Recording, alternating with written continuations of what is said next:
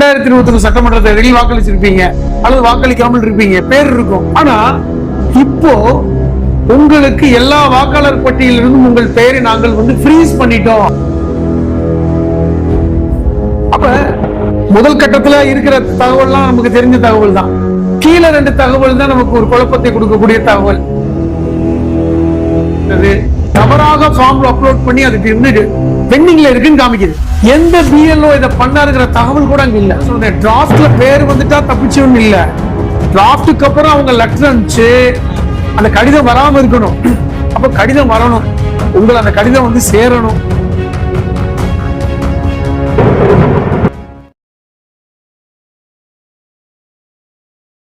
DSP நேயர்கள் அனைவர் மீதும் எல்லாம் வல்ல இறைவனின் அமைதியும் சமாதானமும் உண்டாவதாக.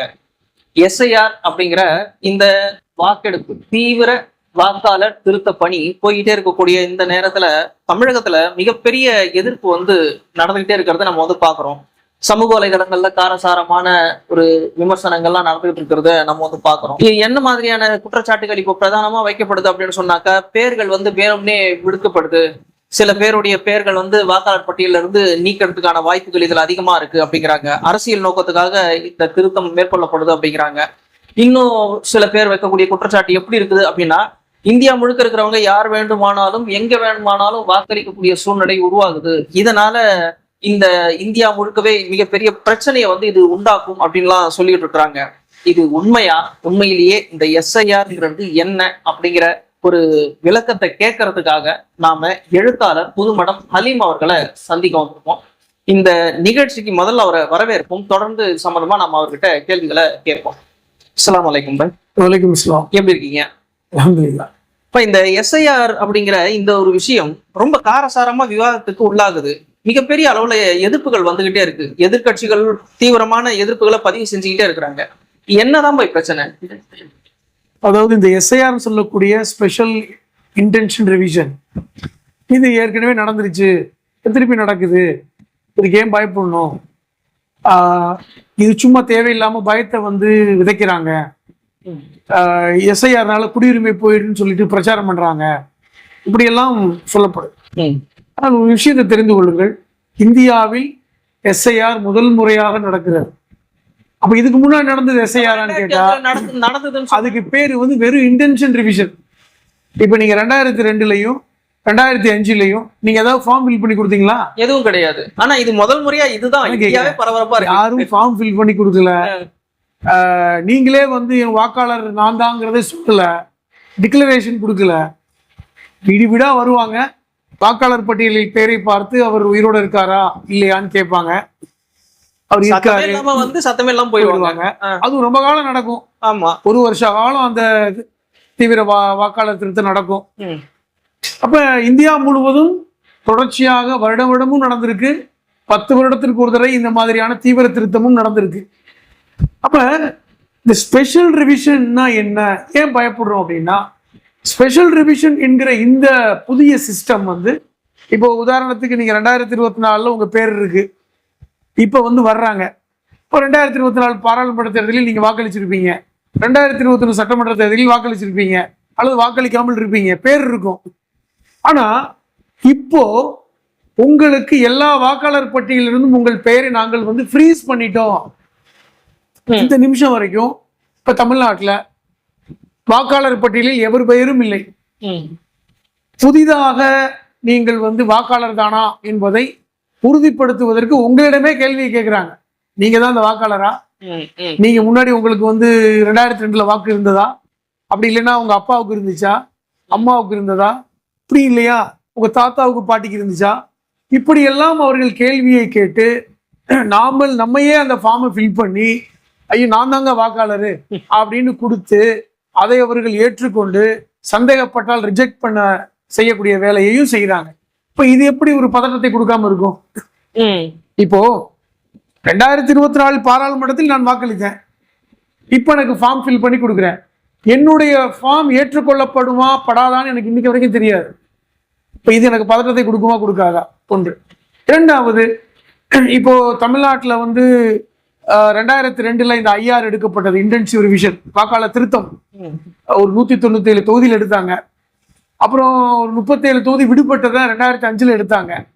இதெல்லாம் வந்து 2000, 2003, 2005, 2006 வரைக்கும் எடுத்தாங்க. அப்ப அந்த லிஸ்ட் வெளியிடப்பட்டு விட்டது. இப்ப நம்ம அந்த லிஸ்ட்ல இருக்கிறதுனாலதான் 2024 வாக்களிச்சோம். இன்னைக்கு வந்து இடையில கூட நிறைய பேர் புது வாக்காளர் சேர்ந்திருப்பாங்க. இப்ப 2024 உங்கள் வாக்காளர் பெயர் இருக்கிறதுனாலதான் உங்களுக்கு இப்ப இந்த ஃபார்மை தர்றாங்க. முதல்ல புரிஞ்சுக்குங்க, வாக்காளர் பட்டியலில் இல்லாதவர்களுக்கு இந்த ஃபார்ம் கொடுக்கல, வாக்காளர் பட்டியல் இருக்கிறவங்களுக்கு தான் கொடுக்குறாங்க. இப்ப அதுலயே வந்து நம்ம வாக்காளர் பட்டியல் இருக்கிறோம் அப்படின்னு தான் வாங்குறோம். இப்ப இந்த ஃபார்மை ஃபில் பண்றதுல என்ன சிக்கல் இருக்கு? இப்ப 3 விதமான கட்டத்தை பாக்குறோம். அதுல பல்வேறு சிக்கலை இன்னைக்கு ஓரளவுக்கு நவம்பர் 4 20 நாட்களாக தமிழக மக்கள் ஃபில் பண்ணிக்கிட்டு இருக்கிறதுனால ஓரளவுக்கு அதை புரிஞ்சிருப்பாங்க. அப்ப முதல் கட்டத்துல இருக்கிற தகவல்லாம் நமக்கு தெரிஞ்ச தகவல் தான். கீழே 2 தகவல் தான் நமக்கு ஒரு குழப்பத்தை கொடுக்கக்கூடிய தகவல். என்ன, 2002 உங்க பேர் இருக்கா அல்லது 2005 பட்டியலில் உங்க பேர் இருக்கா அப்படிங்கிறத நம்ம தான் தேடணும். அவங்க ஒன்றும் சொல்ல மாட்டாங்க. அதை இல்லை என்றால் எப்படி தெரிந்து கொள்வது? நம்ம சட்டமன்றம் 2002 ஓட்டு போட்டது எங்கன்னு போய் தேடி, நம்ம பூத்தை தேடி, சீரியல் நம்பர்ல பேரை பார்த்து அதுல அத்தா பேர் இருக்கா அல்லது யாரு பேர் இருக்கு, நம்ம சீரியல் நம்பர் என்ன, இதெல்லாம் நம்ம எடுக்கிறோம். இப்ப எடுக்கிறதுக்கு ஓரளவுக்கு உதவி பண்றாங்க, எடுத்துக்கிறோம். அப்படி இல்லை அப்படின்னா, நம்ம பேர் இல்லைன்னா பக்கத்துல அத்தா பேரையோ அம்மா பேரையோ எடுக்கிறோம். அப்படி இல்லைன்னா தாத்தா பேரையோ பாட்டிய பேரையோ எடுக்கிறோம். இதை ஃபில் பண்றோம். இது எல்லாம் நம்ம ஃபில் பண்ணி கொடுத்தே ஆகணும். ஒருவேளை நம்ம தாத்தா வரைக்கும் இல்லைன்னா மேல உள்ளதையாவது ஃபில் பண்ணி கொடுக்கணும். இதுதான் தேர்தல் ஆணையம் நமக்கு சொல்லப்படுது. இப்ப என்ன பயம்னா, இப்ப இந்த டீட்டெயில் இல்லைன்னா நம்ம நிலைமை என்ன? வெறும் மேல மட்டும் ஃபில் பண்ணி கொடுத்தா நம்ம நிலைமை என்ன? ஃபார்மே வரலைன்னா நம்ம நிலைமை என்ன? ஃபார்ம் வரலைன்னா கூட புரிஞ்சுக்கலாம், நம்ம ஏற்கனவே வாக்காளர் பட்டியலில் பேர் இல்லைன்னு. அப்ப மேல ஃபில் பண்ணி கொடுத்துட்டோம். அப்ப இது சிக்கலை எப்படி சரி பண்ணுவது? இப்ப நம்ம ஏன் இப்ப இந்த குடியுரிமையை பார்த்து பயப்படுறோம்? இது வாக்காளர் திருத்தம் தானே அப்படின்னு பார்த்தால், இந்த கேட்கப்பட்ட கேள்விகள் எல்லாமே குடியுரிமை திருத்த சட்டத்தில் கேட்கப்பட்ட கேள்விகள். இப்ப நீங்க உங்க பரம்பரையை காட்டி சொல்லுது. இப்ப அஸ்ஸாம்ல ஏற்கனவே குடியுரிமை திருத்த சட்டம் அமுலில் இருக்கிறது. அஸ்ஸாம்ல வந்து எஸ்ஐஆர் வேண்டான்ட்டாங்க. தேர்தல் ஆணையமே எஸ்ஐஆர் வேணாம், எந்த ஏற்கனவே குடியுரிமை திருத்த சட்டம் அமுலில் இருக்கு, என்ஆர்சி எடுத்தாச்சு, எதுக்கு எஸ்ஐஆர் இப்படின்னு தேர்தல் ஆணையமே சொல்லிட்டாங்க. அப்ப என்ஆர்சி எடுக்கப்பட்ட மாநிலங்களில் எஸ்ஐஆர் தேவையில்லை. அப்படி என்றால் எஸ்ஐஆர் என்பது என்ஆர்சி தான். அப்படிதான் அப்படி எடுத்துக்குவாங்க. A equal to B equal to சினா ஏ ஈக்குவல் டு சி. அப்ப எஸ்ஐஆர் ஈக்குவல் டு என்ஆர்சி அப்படிங்கிறதுக்கு வந்துட்டோம். இந்த பயம். அப்ப இந்த தகவல் நமக்கு தப்பும் தவறுமாக இருந்தால் என்ன பண்ணுவது? சில பேருக்கு பேரு தேர்தல் அட்டையில வேற பேர் இருக்கும், அதுவும் முஸ்லிம் பேர்னாலே தவறாதான் இருக்கும், தமிழ்ல வேற மாதிரி இருக்கும், இங்கிலீஷ்ல வேற மாதிரி, இப்படி பல்வேறு குழப்பங்கள். இப்ப இதை என்ன பண்ண போறாங்க? அதையெல்லாம் விட ஒரு முக்கியமான தகவல் நான் சொல்றேன். இதெல்லாம் நான் ஏற்கனவே பல்வேறு நபர்கள் பேசியிருப்பாங்க. இப்ப எனக்கு தெரிந்த நம்முடைய நிர்வாகி ஒருத்தர் தெளிவாக எஸ்ஐஆர் ஃபார்மை ஃபில் பண்ணிட்டார், மேல ஃபில் பண்ணிட்டாரு. அவருக்கு 2002 ராமநாதபுரம் தொகுதியில இருக்கிறத ஃபில் பண்ணிட்டாரு, கொடுத்துட்டார். இன்னைக்கு அவருடைய பூத் ஏஜென்ட், அதாவது booth level officer, booth level ஏஜென்ட்ல ஆபீசர், இவருக்கு தொலைபேசியில கூப்பிடுறார். இந்த மாதிரி உங்க ஃபார்மை நான் வந்து டவுன்லோட் பண்ணி அதை வந்து அப்லோட் பண்ணும்போது ஏற்கனவே உங்க ஃபார்மை ஏத்துனதா காமிக்குது அப்படின்னு சொல்றாரு. இப்ப இது குழப்பம் என்ன? இவர் பதறி போறார். இல்லையங்க, நான் இங்க இருக்கேன், சென்னையில இருக்கேன், உங்கள்கிட்ட தான் வந்து கொடுத்துட்டு வந்தேன், வேற எங்கேயும் நான் கொடுக்கல. அதை உள்ள போய் தேடினால் ஏற்கனவே இந்த ஃபார்ம் அப்லோட் பண்ணப்பட்டது, தவறாக ஃபார்ம்ல அப்லோட் பண்ணி அது இருந்து பெண்டிங்ல இருக்குன்னு காமிக்குது. இன்னொன்று, அங்க இருக்கின்ற தாசில்தார் அளவுல போய் இது விசாரித்தா எந்த பிஎல்ஓ இதை பண்ணாருங்கிற தகவல் கூட அங்க இல்ல. இந்த இன்கம்ப்ளீட் ஃபார்மை எந்த பிஎல்ஓ ஏத்தினாரு அப்படிங்கிற தகவல் கூட இல்லை. இப்ப இப்படிப்பட்ட குழப்பம் இவர் தெரிந்தவர், ஓரளவுக்கு அந்த பிஎல்ஓவுக்கு தெரிந்த முகம், கூப்பிட்டு சொல்லிட்டாரு. அப்ப இல்லாதவர்களுக்கு என்ன பண்ணுவது? இப்ப என்ன முடிவு எடுத்தாங்க? அவங்களே வழிமுறை சொல்லியிருக்காங்க. என்ன சொல்லியிருக்காங்க? நீங்க 2002 கொடுத்த டீட்டெயிலை நீக்கிட்டு 2002 உங்க அத்தா டீட்டெயில ஃபில் பண்ணுங்க, அடுத்த பக்கத்துல ஃபில் பண்ணி ஏத்தி பாருங்க. அப்படி அப்லோட் பண்ணோன்னு அப்லோட் ஆயிடுச்சு. நீட் எக்ஸாம் எழுதுற மாதிரி இருக்கு. அப்ப 2002 அந்த இவருடைய வாக்காளர் பெயரை எடுத்துட்டு அதை அடிச்சுட்டு பக்கத்துல வந்து அவங்க அத்தாவுடைய வாக்காளர் பெயர், அவங்க தந்தை பெயர் எல்லாம் போட்ட உடனே அதை ஏத்தின உடனே அந்த அந்த அப்ளிகேஷன் அப்லோட் ஆயிடுச்சு. இப்ப இது என்ன குளறுபடி? அப்ப நினைச்சு பாருங்க, பல்வேறு இடங்களில் ஸ்கேன் பண்ணா வேற ஒரு போட்டோ வருதுன்றாங்க. அப்ப இந்த குளறுபடிகளை தேர்தல் ஆணையம் களையவே இல்லை. இப்ப இந்த மாதிரியான சிக்கல்கள் என்ன பண்ணுவது? அப்ப நீங்க தரப்ப சரியாக்காம நம்மள கரெக்டா இருக்கணும்னு சொல்றாங்க. நம்ம சரியா இருந்தாலும் அங்க சரியா இங்க இல்ல, சரியா இல்ல. அங்க சரியா இல்லைன்னா நம்ம தான் காரணமாக இருக்கிறோம். இப்ப நீங்க வந்து டிசம்பர் 9ஆம் தேதி ஒரு டிராஃப்ட் வெளியிட போறாங்க. ஒரு வரைவு வாக்காளர் பட்டியல் வெளியிடும். ஏன்னா அந்த 1 மாத காலம் இந்த வேலையெல்லாம் முடிஞ்சதுக்கு அப்புறம் அது முடியுமான்னு தெரியல. ஏன்னா இன்னைக்கு வரைக்கும் 35 விழுக்காட 40 விழுக்காட தான் அப்லோட் பண்ணிருக்காங்க. இன்னும் ஒரு 10 நாளுக்குள் எப்படி பண்ண போறாங்கன்னு தெரியல. அப்லோட் செய்யப்பட்ட அந்த ஃபார்மை தான் உங்க டிராஃப்ட்ல கொண்டு வருவாங்க. அப்லோட் பண்ணலைன்னா அது வந்து உங்களுக்கு விடுபட்டு போகும். நல்லா தெரிஞ்சுக்கங்க. 6,41,00,000 தமிழ்நாட்டுல வாக்காளர் இருக்காங்கன்னா கிட்டத்தட்ட 6 கோடிக்கு மேல கொடுத்துட்டதா சொல்றாங்க. எவ்வளவு நாள் கொடுக்கட்டும், எவ்வளவு அப்லோட் பண்ணாங்களா தான் கணக்கு. அப்ப நீங்க எனக்கு தெரிஞ்சு 1 கோடி வாக்காளர்களுக்கு சிக்கல் இருக்கும், கண்டிப்பா இருக்கலாம். அப்ப இந்த டிராஃப்ட் வந்து டிசம்பர் 9ல வெளிவரும். டிசம்பர் 9ல இந்த வரைவு வாக்காளர் பட்டியலுடைய அந்த டிராஃப்ட் வெளியே வரும்.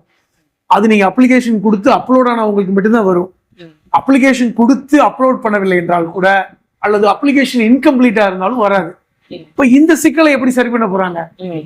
இன்னொரு அடுத்த பிரச்சனை இருக்குது. டிராஃப்ட்ல உங்க பேர் வந்துட்டா உங்களுக்கு வாக்காளர் பட்டியலில் வந்துரும்னு அர்த்தம் இல்ல, அதுவும் இருக்கு. இப்ப டிராஃப்ட்ல வந்துருச்சு, 6,40,00,000 பேருக்கு கொடுத்துட்டாங்க, 6 கோடி பேருக்கு வந்துருச்சுன்னு வைங்க. அந்த 6 கோடி பேரும் வாக்காளர்கள் அல்ல, அதையும் புரிஞ்சுக்கங்க. நம்ம கொடுத்துட்டோம், அப்ளிகேஷன் கொடுத்தாச்சு, வாக்காளர் பட்டியல அந்த லிஸ்ட்ல ஏத்திட்டாங்க. அங்க எதெல்லாம் சந்தேக பட்டியல் இருக்கிறதோ அதை ஸ்க்ரூட்டனைஸ் பண்ணுவாங்க. என்ன சந்தேகம்? கொடுத்த தகவல் சரியா, அத்தா பேர் தப்பா இருக்கு, நீ சொன்னீங்கல்ல ஸ்பெல்லிங் அது தப்பா இருக்கு, அல்லது வந்து நீங்க 2002ல பட்டியல் இல்லாமல் அத்தா பேர் வேற எங்கேயோ இருக்கு, அதுல வந்து கணவர் பேர் இருக்கு, அப்படி ஒண்ணு. அவங்க தந்தையார் பேரே தப்பு, தாத்தா பேர் கூட தப்பு, ஏதோ ஒரு குறை, அதை பூரா என்ன செய்வாங்க, ரிமூவ் பண்ணுவாங்க. அதை ரிமூவ் பண்ணி அது ஒரு பல லட்சம் வரும். இவர்களுக்கெல்லாம் அந்த நம்முடைய வாக்காளர் ஆணையம், அதாவது தேர்தல் ஆணையம் என்ன பண்ணுன்னா கடிதம் அனுப்பும். உங்க பக்கம் தப்பா இருக்கு, உங்க ஆவணத்தை கொண்டு வாங்க. அடுத்த கட்டம் இந்த டிசம்பர் 9ல இருந்து ஜனவரி 7 வரை சொல்லும் போது ஏதோ எனக்கு கொஞ்சம் ஆபத்தா தெரியுது. பெரிய ஆபத்துங்க, பெரிய ஆபத்து.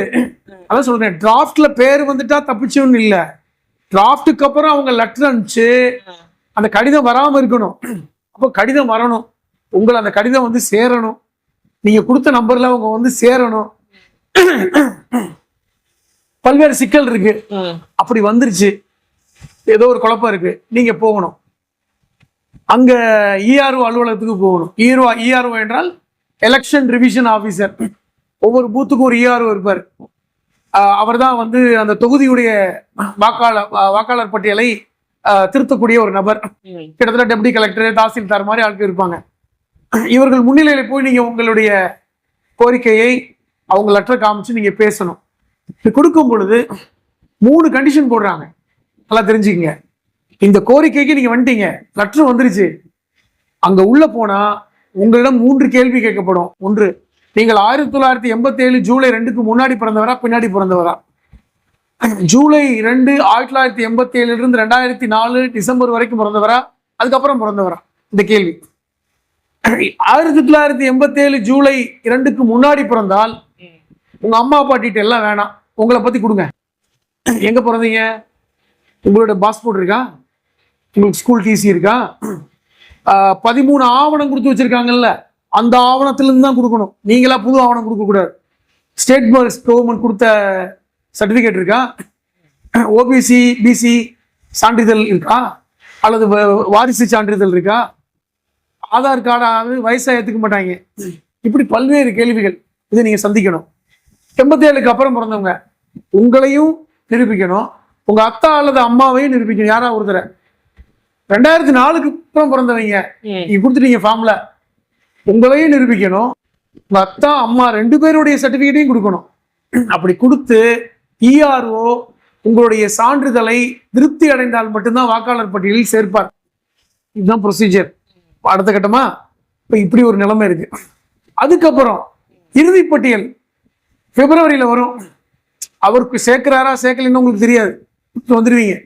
பிப்ரவரி மாசம் இறுதி பட்டியல் வரும்.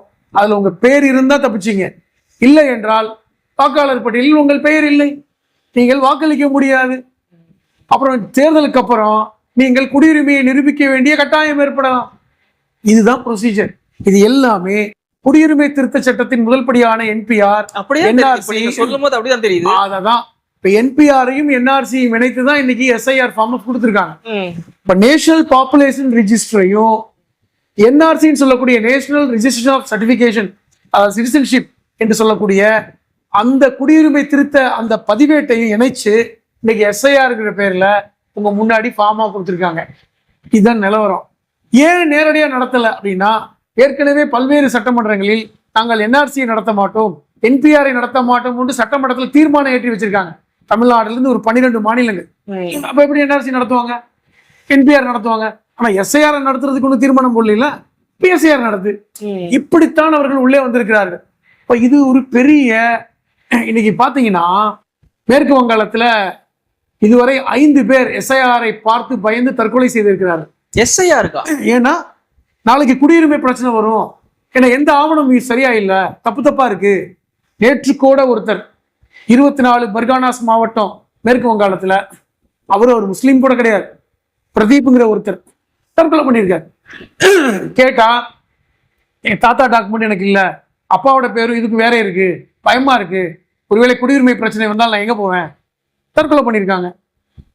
இப்படி இன்னைக்கு இந்தியா முழுவதும் மக்களை ஒரு அச்சத்தில் ஆழ்த்தி இருக்கிற ஒரு வேலை SIR செய்திருக்காங்க. நீங்க கூட கேட்டீங்க, இப்ப SIR நம்ம ஒரு பக்கம் செய்யறோம், ஒரு பக்கம் எதிர்க்கிறோம். ஏன்னா ஒரு வழி இல்ல. நம்ம இந்த விஷயம் எல்லாம் நமக்கு முதலமைச்சர் அவர்களுக்கு நல்லாவே தெரியும் தானே, அவங்க எதிர்நிலையில இருக்கிறவங்க இருந்தோம், அது ஏன் நாங்க இதுக்கு ஒத்துழைக்க மாட்டோம்னு அவர் சொல்லலாமே. பாருங்களேன், தேர்தல் ஆணையம் என்பது ஒரு தனி பாடி, அப்படி சொல்லிக்கிறாங்க, தனி பாடி தான். ஆனா இப்போ அமித்ஷாவுடைய அடியாளாக தேர்தல் தலைமை ஆணையர் இருக்கிறார், அப்படி கூட வச்சுக்கோங்க. உண்மைதான், தேர்தல் தலைமை ஆணையர் அவரே அமித்ஷா அலுவலகத்தில் வேலை பார்த்தவர் தான், நேரடியாக வேலை பார்த்தவர். தலைமை அதிகாரி நம்ம இவங்க பிரதமர் அவங்களோட உறவினர்னு கேள்விப்பட்டேன். உறவினரோ என்னமோ தெரியாது, அமித்ஷா அலுவலகத்தில் வேலை பார்த்த அதிகாரி ஞானேஷ்குமார். அப்ப அமித்ஷாவுடைய நேரடி கீழே வேலை பார்த்தவர் அவர் தான் இன்னைக்கு தலைமை தேர்தல் ஆணையர். அவங்க அமித்ஷாவும் மோடியும் தான் நியமிச்சிருக்காங்க. சட்டத்தை எல்லாம் மாத்தி வளைச்சு, உச்ச நீதிமன்ற தீர்ப்பை எல்லாம் உடைச்சு, பாராளுமன்றத்துல சட்டம் கொண்டு வந்துதான் அப்படி பண்ணிட்டாங்க. அப்ப இன்னைக்கு தேர்தல் ஆணையம் யாருடைய கைப்பாவை என்று எல்லாருக்கும் தெரியும். இப்ப இன்னைக்கு NRCயை இன்னைக்கு அமுல்படுத்திட்டாங்க. இப்ப இன்னைக்கு என்ன அச்சம்லாம், இன்னைக்கு நம்ம ஃபார்ம்ல பேர் இருக்கா அப்படிங்கிறத விட ஃபார்ம கொடுக்கிற நம்ம பேர் அங்க திருப்பி போகுமாங்கிற அளவுக்கு வந்துருச்சு. அதான் சொன்னேன், அமுல்படுத்திட்டாங்க. நீங்க சொல்லும் போதுதான் நமக்கு இதுவா இருக்கு, அந்த கொரோனாவுனால இது நடைமுறைக்கு வராம இருக்கு. இப்ப SIR மூலியமா நடைமுறைக்கு கொண்டு வந்துட்டாங்க. 1 வருஷ காலம் நடக்கிறத 3 மாசத்துல பண்ண வச்சுட்டாங்க. இன்னைக்கு ஒழுங்கா ஃபார்ம கொடுத்த ஒருத்தர் நண்பருடைய நிலைமையை நான் சொன்னேன். இப்படி சதி வேலையும் நடக்குது குக்கிராமத்துல. எத்தனை அதான் சொல்றேன், இன்னைக்கு 6,40,00,000 வாக்காளர்கள், இதுல ஒரு 50 லட்சம் வாக்காளர்கள் இஸ்லாமிய சமூகத்தை சார்ந்தவர்களா இருக்கும். இன்னைக்கு 60 லட்சத்துக்கு மேல கிறிஸ்துவ சமூகத்தை சார்ந்தவர்களா வாக்காளர் இருக்கும். இவர்கள் எல்லோருமே பாஜக அதிமுகவுக்கு எதிரான மனநிலையில் இருப்பவர்கள் பட்டவர்த்தனமா எல்லாருக்குமே தெரியும். பெரும்பான்மை 80 விழுக்காடு மக்கள் அதுக்கு எதிரானவர்கள் தான். அதுல கொஞ்சம் பேர் பாத்தீங்கன்னா நாம் தமிழருக்கும் இல்ல மற்ற கட்சிகளுக்கும் போய் ஓட்டு போடுறவங்க. இப்ப இவர்கள் வாக்கை திருடணும் அல்லது ஸ்தம்பிக்க வைக்கணும் என்பதுதான் முக்கிய குறிக்கோள். இப்ப எப்படி பீகார்ல வெற்றி பெற்றாங்க? பீகார்ல 2020 சட்டமன்றத்துல நிதிஷ்குமார் பாஜக கூட்டணிக்கும் காங்கிரஸ் தேஜஸ்வி யாதவ் கூட்டணிக்குடைய வித்தியாசம் எவ்வளவு தெரியுமா? ஒட்டுமொத்த டோட்டல் வாக்குகளை வெறும் 12,650 வாக்குகள் தான். ஆனா ஆட்சி அவங்க கிட்ட இருந்தது. இன்னைக்கு 2025ல 68 லட்சம் பேருக்கு வாக்கு நீக்கினாங்க. அதே பீகார்ல கிட்டத்தட்ட 30 லட்சம் வாக்குகள் வித்தியாசப்படுது. அதையும் பார்க்கணும். ஆனா அதே மாதிரி தனிப்பட்ட ஒரு கட்சியாக பாஜகவை விட நிதிஷ்குமாரை விட தேஜஸ்வி யாதவுடைய ராஷ்டிரிய ஜனதாதள் அது 1,11,00,000 வாக்கு வாங்கியிருக்காங்க. ஆனா எத்தனை சீட்டு ஜெயிச்சாங்க? இப்ப இப்படி இந்த கால்குலேஷனே ரொம்ப தப்பா இருக்கு. உங்களுக்கு விகிதாச்சார அடிப்படையில் நீங்கள் வாக்கு செலுத்தி அதை நீங்கள் கொண்டு வந்தா மட்டும்தான் இது மாறும். விகிதாச்சார அடிப்படையில் இல்லை. நம்ம பல்வேறு காலகட்டங்கள்ல விகிதாச்சார அடிப்படையில் வெற்றி தோல்வியை கொடுக்கணும், மக்களுடைய பலத்தை பொறுத்து கொடுக்கணும்ன்ற அதெல்லாம் இப்ப இல்லை. ஒரு சட்டமன்றத்தில் வாக்கு கம்மியா இருக்கும், ஒரு சட்டமன்றத்துல கூட இருக்கும். இங்க இருக்கின்ற சிறுபான்மை வாக்குகளை பிரிச்சு போடுவாங்க, மொத்தமா இருக்கிற வாக்குகளை பிரிக்கிற வேலையும் செய்வாங்க. இப்படி பல்வேறு விஷயங்கள் நடக்குது. இப்ப இது எல்லாமே உங்களுக்கு வந்து மக்களை பிரித்தாள்வது, பாஜக வந்து எப்படியாவது ஆட்சியை பிடிக்கணும், அதிமுக கூட்டணி ஆட்சி. ஏன் அதிமுக எஸ்ஐஆர் ஆதரிக்கிறாங்க? அவங்களுக்கு இந்த கணக்கெல்லாம் தெரியாது. அவருக்கு தெரிந்ததெல்லாம் ஏதோ ஒரு வழி பண்ணி பாஜக நம்மள ஆட்சியில் உட்கார வச்சிருன்னு நினைக்கிறாங்க. ரொம்ப பாவமா இருக்கு. பாவமா இல்ல, ரொம்ப கோபமா இருக்கு. என்ன காரணம்னா, தமிழ்நாட்டு நலனை பற்றி கவலைப்படாமல், தமிழ்நாட்டு நலன் மேல் எந்த அக்கறையும் படாமல், தமிழர் அதாவது ஒரு மாநில உரிமையை பற்றி எந்த யோசனையும் இல்லாம, திமுக தோத்தா போதும், ஆட்சிக்கு வந்து உட்கார்ந்தா போதும், கூட்டணி ஆட்சியை கொடுக்க தயாராயிட்டாங்க. இப்ப வந்து இனி அவர்கள் வெற்றி பெற்றால் கூட்டணி ஆட்சிக்குள்ள வரணும்னு முடிவோட தான் இருக்காங்க. பீகார்ல என்ன ஃபார்முலாவோ அதுதான் தமிழ்நாட்டு ஃபார்முலா. அப்படிதான் நீங்க எல்லா இடத்துலயும் முயற்சி பண்றாங்க. அதனால நான் என்ன சொல்றேன்னா, இந்த எஸ்ஐஆரில் இப்படி வந்து பாதிக்கப்படக்கூடியது அரசு அல்ல, மக்கள். இன்னைக்கு வந்து ஒழுங்கா ஃபார்ம் ஃபில் பண்ணி கொடுத்தாலும் பேர் இருக்குமான்னு தெரியல அப்படின்னா அது யார் மேல குத்தம் அப்படிங்கிறது கேள்வி. பேரே இல்லை, என்ன எப்படி சேர்த்துக்க போறாங்க? அல்லது வந்து தாய் தந்தையருக்கு 2002 இல்ல, தாத்தா பாட்டிக்கு இல்ல, உங்க நிலைமை என்ன? உங்களை கேம்ப்ல போய் அடைக்க போறாங்களா? அதுலயும் குறிப்பா குடியுரிமை திருத்த சட்டம் சொல்லுகின்ற செய்தியை நாம சொல்லணும். 2019 குடியுரிமை திருத்த சட்டம் கொண்டு வந்த போது அதனுடைய விஷயங்களை நம்ம பகுத்தாய்வு செய்தோம். அதுல முக்கியமா என்ன சொல்லப்பட்டது? ஆப்கானிஸ்தான், பாகிஸ்தான், பங்களாதேசம் இங்கிருந்து வந்த மக்களுக்கு, அதாவது 70க்கு அப்புறம் வந்த மக்களுக்கு குடியுரிமை இல்லை என்றால் அவர்களை நாங்க தனி கோர்ட்ல விசாரிப்போம். அதில் முஸ்லீம் அல்லாதவர்களுக்கு குடியுரிமை கொடுப்பதை பத்தி எங்களுக்கு பிரச்சனை இல்லை. முஸ்லீம்கள் என்றால் அவர்கள் நாங்கள் வந்து ஒரு டிடென்ஷன் கேம்ப்ல அடைப்போம். அவர்கள் குடியுரிமையை நாங்கள் கேள்விக்குறியாக்குவோம். அவர்கள் குடியுரிமையை அற்றவர்கள் என்றால் அவர்கள் நாங்கள் நாடு கடத்துவோம். இதுதான் சிஏ சட்டம். இது போன வாரத்துல இருந்து இதுல அஸ்ஸாம்ல மறுபடியும் நடைமுறைப்படுத்துறாங்க. அமித்ஷா அவர்கள் நேற்று சொல்லியிருக்காரு, அஸ்ஸாமில் செய்ததை போல் நாங்கள் பீகாரில் செய்ய போறோம், பீகாரில் செய்வதை போல் நாங்கள் மேற்கு வங்காளத்துல செய்ய போறோம், அதே போன்றுதான் தமிழகத்திலையும் நடக்கும். அப்ப இந்தியா முழுவதும் இப்படி வந்து குடியுரிமை அற்றவர்களை நாங்கள் இல்லீகல் இமிகிரண்டாக கருதி அவர்களை நாடு கடத்துவோம். அவர்கள் எந்த நாட்டுக்கு போகணும் என்று அதனால் அவர்கள் முடிவு பண்ணட்டும். புரியுதா உங்களுக்கு? இப்ப சிறுபான்மை மக்களான இஸ்லாமியர்களுக்கு தான் இங்க பெரிய அச்சுறுத்தல். எல்லாரும் கேட்கிறாங்க, எங்க முஸ்லிம்களுக்கு என்ன பிரச்சனை? எல்லாம் சும்மா சொல்றாங்க, பயமுறுத்துறாங்க. அது பயமுறுத்தல் அல்ல, பயமுறுத்தல் அல்ல. அஸ்ஸாம்ல பட்டவர்த்தனமா 18 லட்சம் பேருக்கு இப்ப பிரச்சனை இருக்கு. 18 லட்சம் பேர், அதில் பல்வேறு நபர்கள் உயரதிகாரிகளாக இருந்தவர்கள், இராணுவத்துல பணியாற்றியவர்கள்.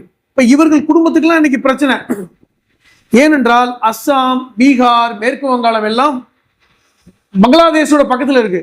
இன்னும் மேற்கு வங்காளத்துல இன்னும் சிக்கல். மொழி ரீதியாக மேற்கு வங்காளமும் பங்களாதேஷும் ஒரே மொழி தான். நமக்கு ஒரு பிரச்சனை வரலாம். நம்ம என்ன தமிழ்நாட்டில் இருக்கோம், தமிழ்நாட்டில் என்ன பிரச்சனை வந்துட போகுது? நம்ம என்ன பீகார் பக்கத்துலயா இருக்கோம், இல்ல மேற்கு வங்காளம் பக்கத்துலயா இருக்கோம்னு தெரிஞ்சுக்கங்க. சிஏ சட்டத்தில் இலங்கை சேர்க்கப்படல. இலங்கை முஸ்லீம்கள் மட்டுமல்ல, தமிழர்களும் சேர்க்கப்படல. அது ஒரு பிரச்சனை வந்தது. இப்ப என்ன பிரச்சனைனா, தமிழ்நாட்டுல முஸ்லீம்களுக்கு மட்டுமல்ல, இந்துக்களுக்கும் பிரச்சனை. என்ன சொல்லுவாங்க? உனக்கு இல்லையா 2002ல, 2005 இல்லையா, உங்க அப்பாவுக்கு அம்மாவுக்கும் இல்லையா, தாத்தாவுக்கும் பாட்டிக்கும் இல்லையா, அப்ப நீ இலங்கையில் இருந்து வந்து அகதியான்னு கேள்வி கேட்பான். அப்ப நீ இலங்கையோட ரெஃப்யூஜியா? நீ என்ன பதில் சொல்லுவீங்க? நீங்க என்னது எப்படி நிரூபிப்பீங்க? அப்போ முற்காலத்தில் நாங்கள் இலங்கையிலிருந்து வந்தவர்கள் சொல்லுவீங்களா? பெரும்பாலான ராமநாதபுரம், தொண்டி, தஞ்சாவூர், அதிராம்பட்டினம், ராமலக்கரை சைட்ல இருக்கிற முஸ்லிம்கள் எல்லாம் பேசும்போது அந்த மொழி வந்து அப்ப இவர்களுக்கு பெரிய சிக்கலை கொடுக்குறாங்க. ஒரு பக்கம் ஆமா, பெரிய சிக்கல். ஒன்று. இன்னொன்னு முக்கியமான கேள்வி நீங்க கேட்டீங்க, வெளி மாநிலத்தை சார்ந்தவர்களை வாக்காளரா மாட்ட போறாங்களான்னு. முக்கியமான கேள்வி. இப்ப இவங்க கொடுத்த ஆவணம் பாத்தீங்களா, 13 ஆவணம் கொடுத்தாங்க. 12வது ஆவணம் தான் ஆதார் கார்டு. அதுவே வந்து ஏஜ் ப்ரூஃப் கிடையாது, அடையாள அட்டை தான்.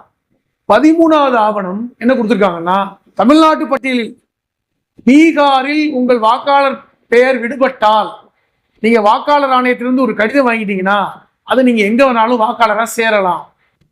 அப்ப பீகார்ல 65 லட்சம் பேர் வாக்காளர் இல்லையா? இப்போ அவன் எல்லா இடத்துலயும் இருக்கான்னு சொல்றாங்க. தமிழ்நாட்டிலே 7.5 லட்சம் பேர் இருக்கிறதா சொல்றாங்க பீகாரிகள். அவர்களெல்லாம் தமிழ்நாட்டு வாக்காளர் பட்டியலில் சேர்ந்து விடலாம். இன்னும் சொல்றேன், திருப்பூர்ல மட்டும் 1.5 லட்சம் பேர் பீகார்கள் இருக்காங்க. அந்த 1.5 லட்சம் பேர் வாக்காளராக மாற்றப்பட்டால் இப்ப பீகாருடைய பாராளுமன்ற தொகுதியை தீர்மானிக்கின்ற சக்தியாக பீகார் மக்கள் தான் இருப்பாங்க. திருப்பூர்லையும் ஈரோட்டிலையும் சென்னையில் சில தொகுதிகளிலும் வடசென்னை போன்ற தொகுதிகளிலும் வெற்றியை தீர்மானிக்கின்ற சக்திகளாக வட இந்திய மக்கள் இருப்பார்கள் என்றால் இப்ப என்ன மாதிரியான சதி எப்படி நீங்க பார்க்க போறீங்க? தமிழ்நாட்டு அரசியல் களமே மாறும். அப்ப சொல்றேன், சட்டமன்றத்தில் ஒரு 40 - 60 சட்டமன்ற தொகுதிகளில் பாஜக இந்த வேலையை தான் செய்யறாங்க. உங்களுக்கு கொங்கு பெல்ட்ல, கோயம்புத்தூர்ல, ஈரோடுல, திருப்பூர்ல மற்றும் அந்த சேலம் பகுதிகளில் இங்க எல்லாம் தாங்கள் வெற்றி பெறலாம் என்கிற அடிப்படையில் இது போன்ற சீர்திருத்தங்களை செய்வதாக சொல்லிக்கொண்டு சிறுபான்மை வாக்குகளை பறிக்கின்ற வேலைகளையும் செய்வதாக தகவல் வருது. அப்ப தென்னகத்துல, ராமநாதபுரத்துல எங்கெல்லாம் இஸ்லாமியர்கள் அதிகமா இருக்காங்களோ அங்கெல்லாம் குறைக்கணும் அப்படிங்கிறதும் வருது. இல்ல, இது கன்னியாகுமரியில ஏற்கனவே 40,000 கிறிஸ்தவர்களுடைய வாக்காளர் அடையாளம் வந்து எல்லாத்தையும் நீக்கப்பட்டுச்சு. அந்த இவங்க பொன் ராதாகிருஷ்ணன் அவங்க இப்ப அந்த பிரச்சனை இருந்ததா பொன் ராதாகிருஷ்ணன் காலத்துல? இப்ப இன்னும் தெளிவாக இன்னைக்கு எஸ்ஐஆர் மூலமாக நீக்கினால் நீங்கள் இதை தெரிந்து கொள்வதற்கு முன்பாகவே தேர்தல் முடிஞ்சிடும். இதெல்லாம் தெரிஞ்சு வர்றதுக்கே உங்களுக்கு தேர்தல் முடிஞ்சிடும். பிப்ரவரியில் லிஸ்ட் வரும்போது அப்பதான் நினைப்பீங்க, ஐயோ எனக்கு வாக்காளர் பெயர்ல பட்டியலில் இறுதி பட்டியலில் பெயர் வரலேன்னு. ஆனால் நீங்கள் வாக்களிக்க முடியாது. தேர்தல் முடிஞ்சதுக்கு அப்புறம் தான் நீங்க போய் வந்து அதை நீங்க கோர்ட்டுக்கோ நீதிமன்றத்துக்கோ கொண்டு போக முடியும். இப்ப என்ன மாதிரியான சதி? இந்த தமிழகத்தில் 2026 எப்படியாவது ஆட்சி மாற்றத்தை ஏற்படுத்த வேண்டும் என்கிற யுக்தியில் எஸ்ஐஆரை படுவேகமாக படு கேவலமாக நடைமுறைப்படுத்தி கொண்டிருக்கிறார்கள். இன்னைக்கு ஒழுங்கா ஃபார்ம் கொடுத்தா கூட பேர் இருக்கான்னு தெரியல. அதுதான் நான் ஏற்கனவே சொன்ன அந்த சம்பவத்தின் சாராம்சம். இப்போ நீங்க சொல்ற மாதிரி ஒரு வேலை அப்படி நடந்துருச்சு அப்படின்னு சொன்னா, அந்த மாதிரியே தேர்தல் முடிவு வருது அப்படின்னு சொன்னா, தமிழ்நாட்டுல திராவிட அரசியல் காலி, தமிழ் தேசிய அரசியல் காலி, இஸ்லாமிய அரசியல் காலி, மொத்தமா எல்லாமே காலி ஆயிடும். இன்னைக்கு கோயம்புத்தூருக்கு பிரதமர் வந்திருக்காரு. மெட்ரோ, கோயம்புத்தூருக்கு மெட்ரோ கிடையாதுன்னு சொல்லிட்டாங்க, மதுரைக்கு கிடையாதுன்னு சொல்லிட்டாங்க.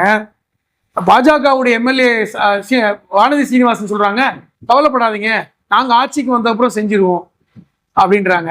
நாங்க ஆட்சிக்கு வந்ததுக்கு அப்புறம் அதை கண்டிப்பா கான்ஃபிடென்ட்டா சொல்றாங்க. என்ன காரணம் என்றால், நாங்கள் ஆட்சிக்கு வந்தால்தான் இந்த நிதி கிடைக்கும், நாங்கள் ஆட்சிக்கு வந்தால்தான் கல்வி நிதி கிடைக்கும், நாங்கள் ஆட்சிக்கு வந்தால்தான் நாங்கள் ஜிஎஸ்டி நிதியை கொடுப்போம். அப்ப இது வரைக்கும் வந்து உங்களை வந்து ஆட்சி மாற்றத்துக்கான சதியை பண்ணாங்க. இப்ப நிதி கொடுக்க மாட்டேன்னு பட்டவர்த்தனமாக சண்டியத்தனம் பண்றாங்க. இப்ப அந்த அளவிற்கு தமிழ்நாடு முன்னேற வேண்டும் என்றால், நீங்கள் நிதி வேண்டும் என்றால் நாங்கள் ஆட்சி மாற்றத்தை கொடுங்க அப்படிங்கிற அந்த பிரச்சாரம் இன்னைக்கு வந்து பேசப்பட்டுக்கிட்டு இருக்கு. இது என்ன மாதிரியான ஒரு சூழல் என்றால், மிரட்டியாவது கொள்கையிலிருந்து விலக வேண்டும், மிரட்டியாவது ஆட்சியை பிடிக்க வேண்டும், சதி செய்தாவது வாக்காளர்களை பட்டியலை திருடியாவது ஆட்சியை பிடிக்க வேண்டும் என்று பீகாருடைய ஸ்டைல்ல இன்னைக்கு தமிழ்நாட்டுல இன்னைக்கு பயணப்பட்டு இருக்காங்க. அந்த காலகட்டத்தில் தான் நம்ம இதை பேசிக்கிட்டு இருக்கோம். பாப்போம் பாய், என்ன மாதிரியான ஒரு ரிசல்ட் வரப்போகுதுன்னு நமக்கு தெரியல. பிப்ரவரி மாசம் எலெக்ஷன் கமிஷன் கொடுக்குற அந்த வரைவு பட்டியல்ல நம்மளுடைய பேர் இருக்குதான்னு பார்ப்போம். அதுக்கப்புறம் நடக்கிற எலெக்ஷன்ல என்ன மாதிரியான ரிசல்ட் வருதுன்னு பார்ப்போம். ரிசல்ட் வந்ததுக்கு அப்புறம் என்ன மாதிரியான செயல்பாடு இங்க கொண்டு வராங்கன்னு பார்ப்போம். பொறுத்திருந்தே பார்ப்போம். உங்களுடைய நேரத்தை செலவழிச்சு உங்களுடைய கருத்தை பகிர்ந்ததுக்கு ரொம்ப நன்றி.